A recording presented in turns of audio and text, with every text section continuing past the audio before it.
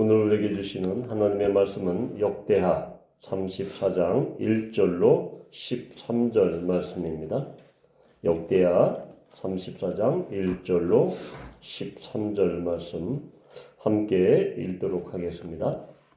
요시아가 왕 위에 오를 때에 나이가 8세라. 예루살렘에서 31년 동안 다스리며 여호와 보시기에 정직하게 행하여 그의 조상 다윗의 길로 걸으며 좌우로 치우치지 아니하고 아직도 어렸을 때 곧 왕 위에 있은 지 8년에 그의 조상 다윗의 하나님을 비로소 찾고 제12년에 유다와 예루살렘을 비로소 정결하게 하여 그 산당들과 아세라 목상들과 아루새긴 우상들과 부어 만든 우상들을 제거하여 버리며 무리가 왕 앞에서 바알의 제단들을 헐었으며 왕이 또 그 제단 위에 높이 달린 태양상들을 짓고 또 아세라 목상들과 아루새긴 우상들과 부어 만든 우상들을 빻아 가루를 만들어 제사던 자들의 무덤에 뿌리고 제사장들의 뼈를 제단 위에서 불살라 유다와 예루살렘을 정결하게 하였으며 또 므낫세와 에브라임과 시몬과 납달리 사면 황폐한 성읍들에도 그렇게 행하여 제단들을 허물며 아세라 목상들과 아루새긴 우상들을 빻아 가루를 만들며 온 이스라엘 땅에 있는 모든 태양상을 찍고 예루살렘으로 돌아왔더라. 요시아가 왕 위에 있은 지 18째 해에 그 땅과 성전을 정결하게 하기를 마치고 그의 하나님 여호와의 전을 수리하려 하여 아살레 아들 사반과 시장 마살의 서기관 요아하스의 아들 요아를 보낸지라. 그들이 대사장 hil기야에게 나아가 전에 하나님의 전에 헌금한 돈을 그에게 주니 이 돈은 문을 지키는 레위 사람들이 므낫세의 에브라임과 남아있는 모든 이스라엘 사람과 온 유다와 베냐민과 예루살렘 주민들에게서 거둔 것이라. 그 돈을 여호와의 전 공사를 감독하는 자들의 손에 넘기니 그들이 여호와의 전에 있는 일꾼들에게 주어 그 전을 수리하게 하되 곧 목수들과 건축하는 자들에게 주어 다듬은 돌과 연접하는 나무를 사며 유다 왕들이 헐어버린 성전들을 위하여 들보를 만들게 하며 그 사람들이 성실하게 그 일을 하니라. 그의 감독들은 레위 사람들 곧 므라리 자손 중 야핫과 오바댜요 그의 자손들 중 스가랴와 무술람이라. 또 그 일을 감독하고 또 악기에 익숙한 레위 사람들이 함께 하였으며 그들은 또 목독군을 감독하며 모든 공사 담당자를 감독하고 어떤 레위 사람은 서기와 관리와 문지기가 되었더라. 아멘. 요시아의 종교개혁은 우리가 10월 첫 주일에 한번 다룬 적이 있습니다. 오늘 이 이야기에서 본문에서 요시아의 개혁에 대해서 어떻게 시작이 되었는지 그 시초에 대해서 그 동기에 대해서 본문은 우리에게 말해주고 있습니다. 알다시피 이 33장에서 그의 아버지인 이 아몬이 궁정 쿠데타에 의해서 시해되죠. 살해됩니다. 그런데 이 아몬 왕을 반역한 이 무리들을 백성들이 오히려 일어나서 이 쿠데타 반란 세력을 다 진압하죠. 그러면서 어린 요시아를 왕으로 세웁니다. 그때가 바로 이 8살 때 되었을 때 아주 어린 나이에 요시아는 왕 위에 올랐습니다. 그러면서 예루살렘에서 31년 동안 이렇게 다스렸으니까 39살까지 이렇게 다스리게 된 것입니다. 자, 그런데 우리는 여기서 이 3절에 보면 아직도 어렸을 때 왕위에 있은 지 8년 차니까 그의 나이 16살이죠. 물론 이 유대인의 그런 관습을 보면 보통 어린 아이가 13살 때 성인식을 하기 때문에 어찌 보면 그 당시의 나이로 보면 성인이죠. 그런데 지금 나이로 보면 16살, 아직 지금 나이로 보면 이 중학생 때, 아직 이 10대 어린 나이 때입니다.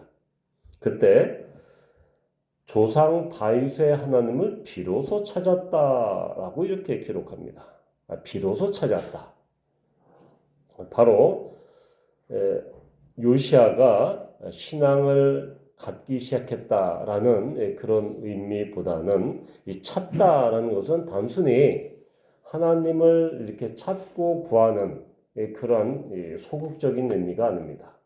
여기서 이 찾다, 비로소 찾다라고 하는 것은 열렬히 찾다, 아주 적극적으로 찾다, 탐구하다, 예배하다, 문의하다, 뭐 이런 뜻입니다.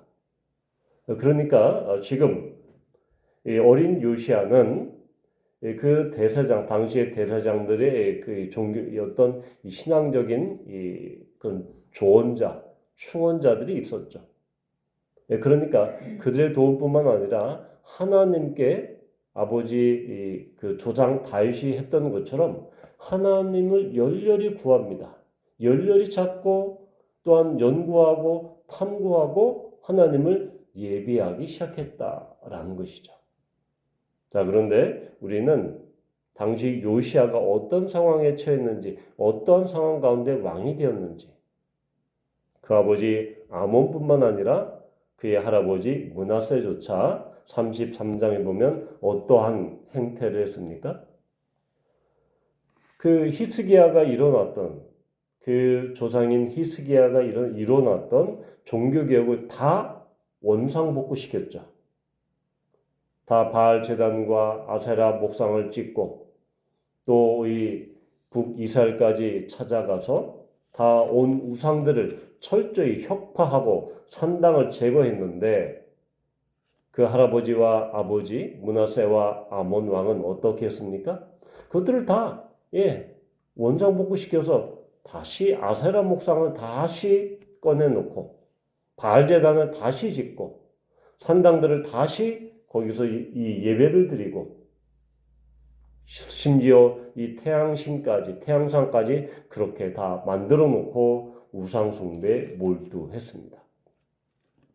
자, 이런 상황에서 어린 요시아가 무엇을 보고 배웠을까요? 이쯤이면 요시아는 그의 아버지나 할아버지처럼 저것이 저렇게 하는 것이 올바른 것이구나. 저렇게 하는 것이 그냥 자연스러운 것이구나. 라고 그렇게 생각했을지도 모르겠습니다.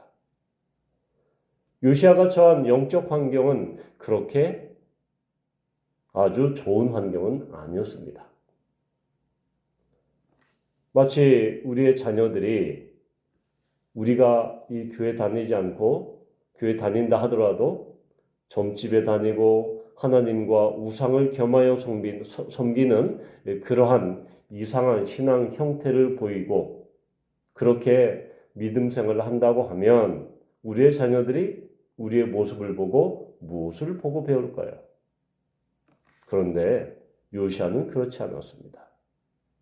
요시아는 그런 부모 밑에서 그러한 이 조부모를 두고 있는 그런 열악한 상황 가운데서도 그는 어린 나이에 하나님을 찾기 시작했고 열렬히 예배하기 시작했다라는 것입니다. 그의 조상 다윗처럼 이것을 보면 바로 우리가 처한 환경, 나는 이런 것 때문에, 이런 환경 때문에, 이런 여건 때문에 아니면 이렇게 지금 내가 이러한 문제가 있기 때문에 믿음 생활하는 게 힘들어. 아니면 내가 하나님을 찾는 게 힘들어. 하나님을 예배하는 게 힘들어. 나한테는 그게 너무 어려워. 라고 핑계치 못할 것입니다. 바로 이렇게 찾기 시작했다라는 것은 적극적으로 찾을 뿐만 아니라 누가 옆에서 너 좀 종교생활 그렇게 하나님을 찾아야 되지 않겠어? 하나님을 예배해야 되지 않겠어? 더욱더 이 말씀을 연구하고 탐구해야 되지 않겠어? 라고 옆구리 찔러서 아니면 그렇게 강력하게 누가 그렇게 강요해서 한 것이 아니다라는 것입니다. 이것은 적극적인 의미뿐만 아니라 자원하는 그 의미가 담겨져 있습니다. 그러니까 그 어린 나이에 16살 때 누가 옆에서 그냥 강력하게 끌어줘서 너 이렇게 해야 돼. 너 이렇게 하나님을 찾아야 돼. 예배해야 돼. 라고 해서 요시야가 그렇게 한 것이 아니다라는 것입니다. 적극적으로 요시야가 찾아서 했을 뿐만 아니라 요시야가 수동적인 것이 아니라 또는 누구의 강요에 의해서 그렇게 된 것이 아니라 자기가 자원해서 자기가 원해서 헌신적으로 그렇게 했다라는 의미가 있습니다.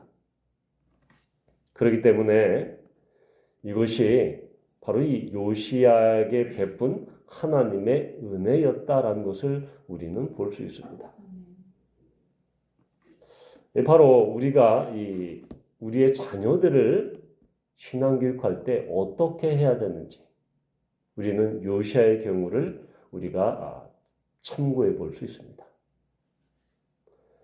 부모가 아무리 그렇게 잔소리를 하고 닥달을 하고 강요를 해도 좀 아이들이 머리가 크면 부모의 말을 듣습니까? 그렇지 않습니다. 자기 자신이 그렇게 자원해서 할 때, 적극적으로 해야 할 때, 그때 비로소 그 아이들이 움직입니다. 성인이 되고 아이들이 결혼을 하고 해서 한다 하더라도, 철이 들었다 하더라도 이 신앙의 문제에 관한 부모가 아무리 강요를 해도 하나님의 은혜가 임하지 않으면 그들은 움직이지 않습니다.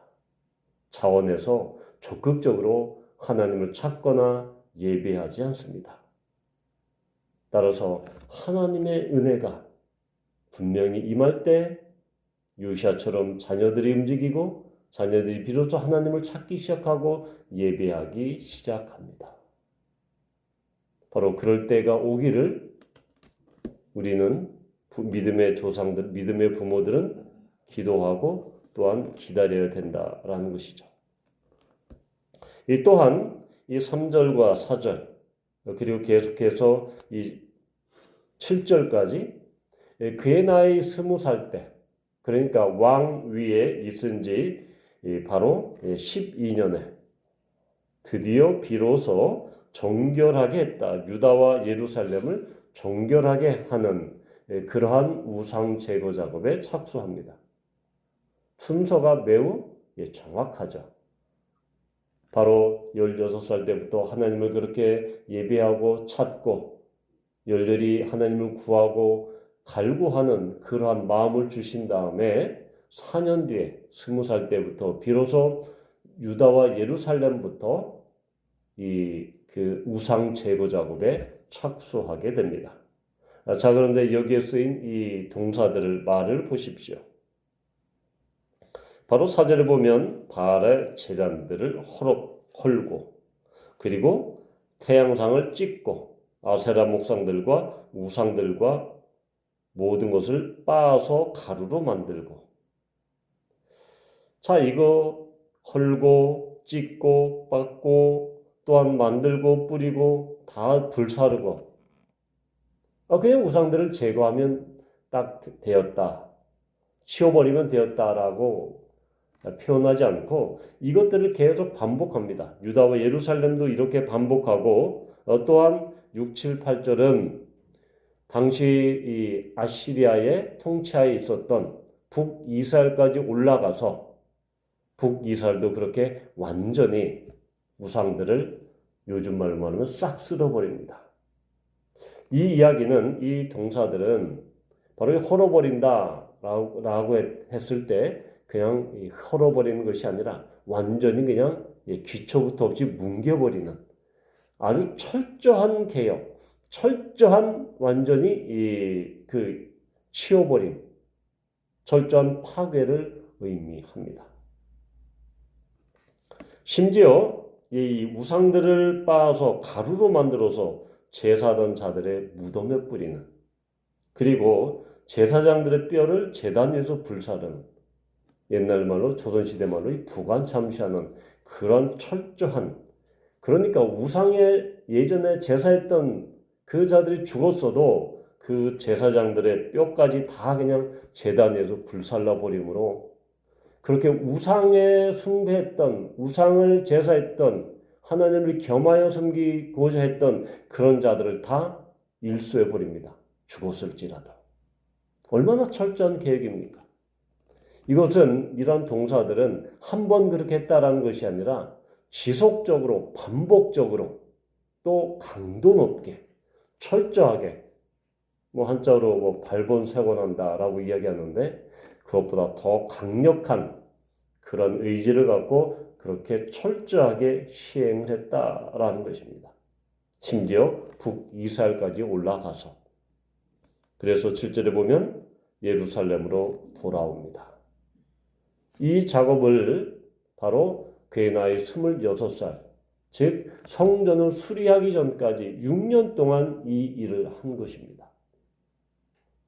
그러니까 성전 수리할 때 율법책을 발견하기 전에는, 바로 발견하기 전에도 요시야는 하나님을 열렬히 찾고 예배하기 시작했고, 또한 남과 북을 막론하고 철저한 그러한 우상 제거 작업을 이미 시행했다. 철저하게 그렇게 반복적으로 6년 동안 그 일을 한 것입니다.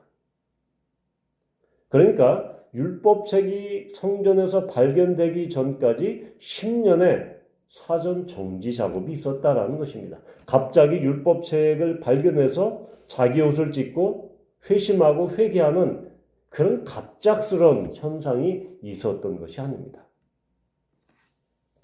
우리는 율법책이 발견된 그 부분들을 우리가 집중해서 함께 나눴지만, 율법책이 발견되기 전에 요시야는 이렇게 철저하게 먼저 하나님의 은혜로 자기 자신부터 하나님을 열렬히 찾는 자기 자신의 갱신과 개혁과 회복이 있었다. 그것도 어린 나이에. 그러면서 그것을 바탕으로, 하나님의 은혜를 바탕으로 이제 남과 북에 있었던 그의 아버지, 할아버지가 그렇게 했던 모든 우상들을 치워버렸습니다. 그 다음에 결국은 성전에서 율법책이 발견됐고, 그리고 모든 사람들이 모여서 하나님 앞에서 다시 언약을 갱신하는 백성들에게 율법책을 읽어주면서, 자, 모든 순서들을 보면 얼마나 하나님의 은혜가 정확하게 한 사람 요시야로부터 시작해서, 그리고 먼저는 이스라엘 전역에 있었던 우상들이 제거되고, 그러면서 마지막 단계로 성전을 수리하면서 완전히 그 예배 조직을 다시 갖추게 되고, 비로소 백성들에게 율법책을 읽어줌으로 말미암아 온 이스라엘이 이 하드웨어적으로 그리고 소프트웨어적으로 이렇게 완전히 갱신된, 개혁된 그런 종교 공동체, 신앙 공동체 모습을 갖추게 됩니다. 참 하나님은 이렇게 질서 있게 행하시는 분이십니다. 공동체뿐만 아니라 우리의 가정에서도 하나님은 우리의 신앙을 갱신하시고 우리의 신앙을 개혁하시고 우리의 신앙을 더 새롭게 하실 때 이러한 질서 있고 인격적인 과정을 통해서 하나님은 일하십니다. 때로는 우리 자녀들이 정말로 하나님을 찾지 않고 또한 이 성경책을 내팽개치는 그러한 신앙의 모습을 볼 때 부모로서 분통 터질 수가 있습니다. 열받을 수 있죠. 그런데 다 때가 있는 것이죠. 그 때를 기다리며 기도하는 것이 부모의 책임인 것이고, 그리고 하나님의 때가 임할 때 그들은 비로소 요시야처럼 하나님을 찾게 되고 하나님을 열렬히 갈망하게 되고 예배하게 되는 그 날이 올 것입니다. 우리도 어릴 때 그렇지 않았습니까? 우리는 우리의 때를 생각하면 사실은 우리의 아이들을, 자녀들을 충분히 참아줄 수 있죠. 그런데 사실 우리는 그렇게 하기가 쉽지 않습니다. 부모로서 조급하고 부모로서 이렇게 열받을 때가 많지만 그럼에도 불구하고 요시아처럼 비로소 하나님을 찾을 때가 분명히 올 것이다. 또한 요시아가 이렇게 남북 이스라엘 전역에서 철저하게 개혁했을 때 그리고 모든 우상들을 일수하고 쓸어버렸던 것처럼 우리의 마음 가운데 있는 이 하나님을 믿는 믿음 가운데서도 이것만은 좀 타협할 수 있지. 이것만은 하나님께서 좀 봐주시겠지 하는 남몰래 자기 마음 한켠에 숨어 있는 세상과 타협하는 부분이 분명히 있습니다. 누구에게나 있죠. 가장 연약한 부분이 있습니다. 그런데 오늘 요시아의 이 우상 숭배를 뿌리째 뽑아내는 이러한 철저한 종교 개혁을 보면서 우리는 어떻게 교훈을 받습니까? 그러한 마음조차도 세상과 타협하고 싶고 그 여지를 세상과의 여지를 끈을 남겨놓는 그러한 것을 우리는 그것조차도 완전히 쓸어버려야 된다. 한 번에 쓸어버린 것이 아니라 즐기기 때문에 계속해서 반복적으로 고강도 자기 개혁, 자기 신앙의 갱신을 이루어야 된다라는 것을 우리는 보게 됩니다. 바라기는 정말로 우리 신앙도 그렇고 우리 자녀들의 신앙도 그렇고 우리 공동체의 신앙도 그러합니다. 모든 때가 있고 단계가 있고 그 시기가 있습니다. 또한 우리의 신앙이 우리 공동체 신앙이 우리 가정의 신앙이 갱신되고 회복되고 또한 개혁되는 것은 바로 하나님의 은혜일 뿐만 아니라 그럴 때 비로소 철저하고 고강도로 우리의 신앙은 갱신될 것이고 우리의 자녀들의 신앙이 회복될 것이고 또한 우리의 공동체의 신앙이 더 그렇게 개혁될 것입니다. 이러한 소망을 갖고 우리가 끝까지 포기하지 않고 기도하며 하나님의 은혜를 구하는 우리 모두가 되기를 축복합니다.